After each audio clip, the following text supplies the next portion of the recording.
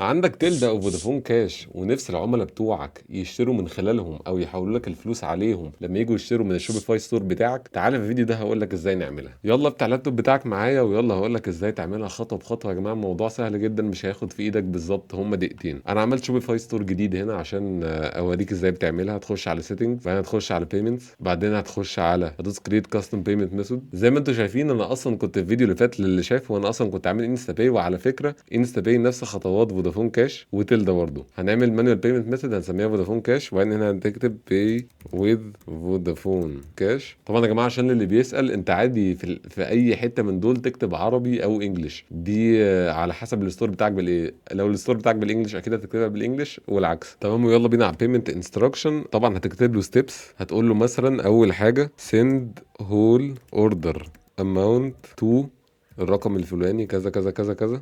send سكرين شوت تو سيم نمبر. كده انت بكل بساطه قلت له انه هيبعت لك حق الاوردر كله على الرقم الفلاني، وبعد كده هيبعت لك سكرين شوت للتحويل على الرقم ده على الواتساب. وبس كده، ما اظنش ان في ابسط من كده. كده لو انت حابب ان العميل بتاعك يحول لك تلدا، فودافون كاش، انستا باي او اي طريقه، انت كده اتعلمت ازاي تعمل مانوال بيمنت ميثود على شوبيفاي في بالظبط اقل من دقيقتين. لو عجبك الفيديو اعمل لايك وسبسكرايب واكتب لي كومنتس لو عايز تتعلم حاجه تانية.